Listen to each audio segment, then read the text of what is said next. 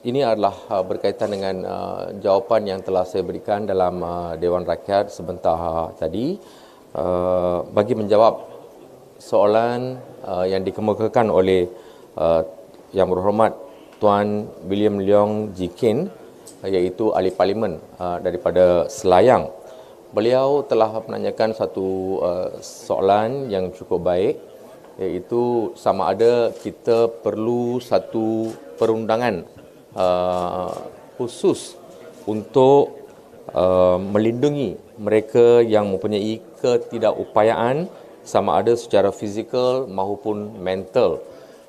Ini adalah satu soalan yang agak khusus kepada mereka yang mempunyai ketidakupayaan fizikal dan juga mental. Jadi apabila kita melihat kepada skop soalan ini, skopnya adalah agak kecil. Tetapi kalau kita lihat dari segi diskriminasi secara keseluruhannya, dia melibatkan banyak aspek-aspek yang lain. Jadi untuk menjawab soalan yang dikemukakan oleh Yang Berhormat daripada Selayang tadi, saya menyatakan bahawa kita tidak memerlukan apa-apa undang-undang yang khusus bagi menangani isu berkaitan dengan diskriminasi, berkaitan dengan mereka yang mempunyai ketidakupayaan fizikal maupun mental.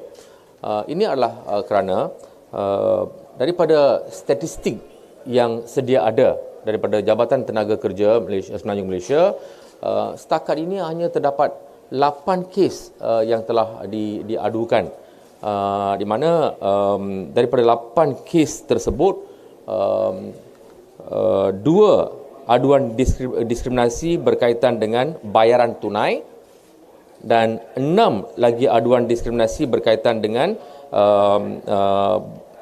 selain bayaran tunai. Jadi itu saja yang ada dalam rekod Jabatan Tenaga Kerja. Jadi jumlah ini adalah jumlah yang tidak besar.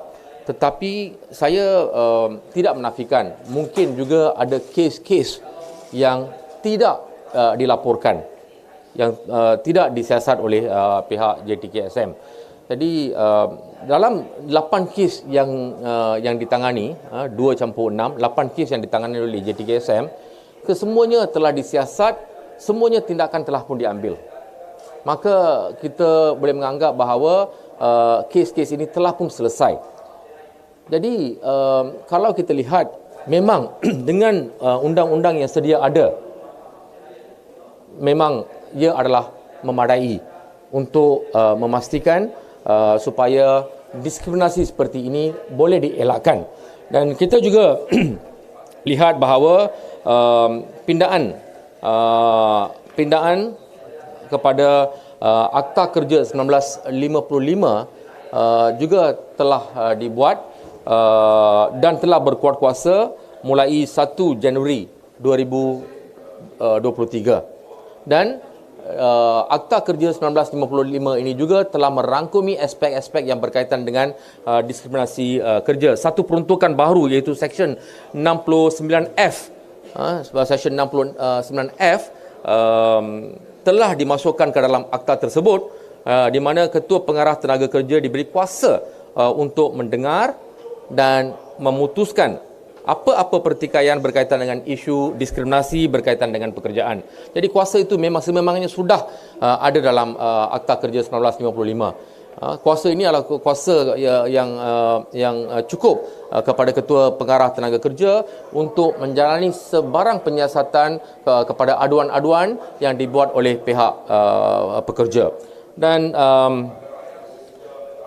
berdasarkan peruntukan baru ini juga, adalah satu kesalahan sekiranya majikan gagal mematuhi keputusan Ketua Pengarah Tenaga Kerja berkaitan dengan diskriminasi di tempat kerja, dan jika disabit kesalahan, majikan boleh dikenakan denda tidak melebihi RM50,000. Dan sekiranya kesalahan masih berterusan, boleh dikenakan denda lanjutan tidak melebihi RM1,000 bagi setiap hari kesalahan. Jadi saya rasa undang-undang ini sudah pun cukup. Kita tidak perlu satu undang-undang yang baru, dan selain daripada itu kita juga ada Akta Perhubungan Perusahaan 1967 untuk melihat jika adanya sebarang diskriminasi. Kita juga ada Kesatuan Sekerja. Laporan juga boleh dibuat kepada laporan daripada pekerja-pekerja kepada Kesatuan Sekerja untuk dinaikkan kepada pihak berkuasa. Jadi ada banyak mekanisme, dan selain daripada itu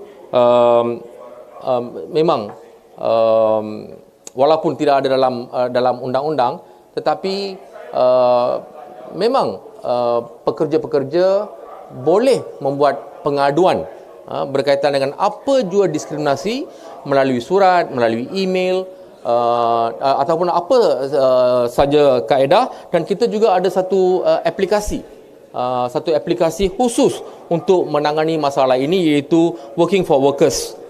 Ini adalah satu aplikasi yang dikembangkan oleh Kementerian Sumber Manusia, dan jika mana-mana pekerja menghadapi apa-apa masalah, termasuk masalah berkaitan dengan diskriminasi, mereka boleh menggunakan aplikasi ini untuk membuat aduan kepada Kementerian Sumber Manusia. Dan untuk makluman semua, satu lagi ialah melalui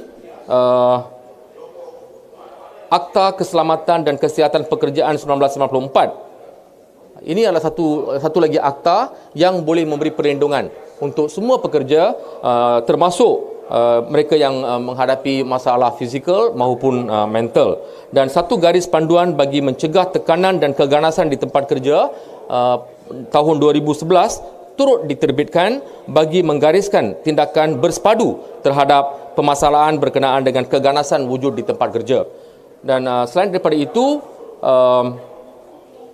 satu kerjasama di antara Kementerian Sumber Manusia dan Universiti Teknologi MARA untuk merangka satu garis panduan berkaitan dengan penaksiran dan pengurusan risiko kesihatan mental di tempat kerja juga sedang dijalankan dan dijangka akan diterbitkan pada Januari tahun 2024. Jadi saya rasa dengan ada semua ini, maka adalah mencukupi untuk kita menangani isu berkaitan dengan diskriminasi pekerja.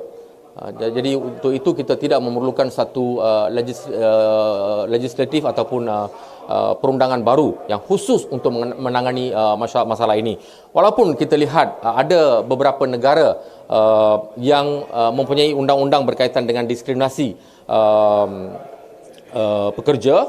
Sebagai contoh, di Indonesia ada diskriminasi ataupun undang-undang khusus berkaitan dengan diskriminasi, tetapi ia adalah untuk menangani isu berkaitan dengan diskriminasi ras dan etnik.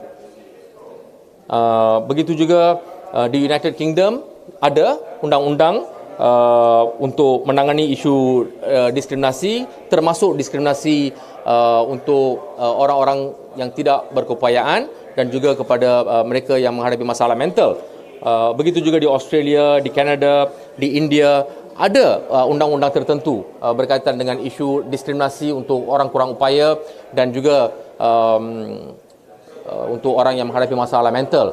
Tetapi ini bergantung kepada keadaan di negara itu sendiri, di mana mungkin di negara-negara itu mempunyai banyak kes-kes berkaitan dengan diskriminasi berkaitan dengan dua aspek ini, maka mereka memerlukan satu perundangan khusus untuk menangani masalah ini. Tetapi memandangkan di negara kita seperti mana yang saya laporkan tadi, berkaitan dengan isu diskriminasi hanya ada 8 kes saja dan semuanya telah ditangani dengan baik. Jadi kita tidak memerlukan, buat masa ini kita tidak perlukan satu undang-undang khusus untuk menangani isu ini. Terima kasih. Is the current law sufficient to ensure the proper hiring of persons with disabilities? Because some people are claiming that they are discriminated against. Ya, memang soalan ini juga dibangkitkan oleh yang berhormat daripada Selayang.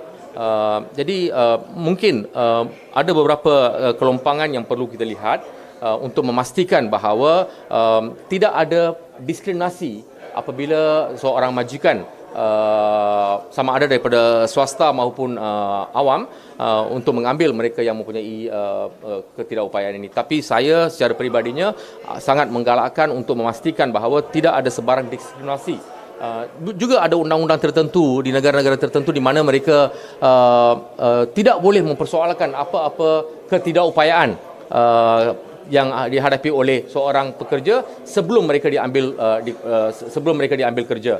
Jadi itu adalah antara perkara yang boleh kita lihat dan dipertimbangkan.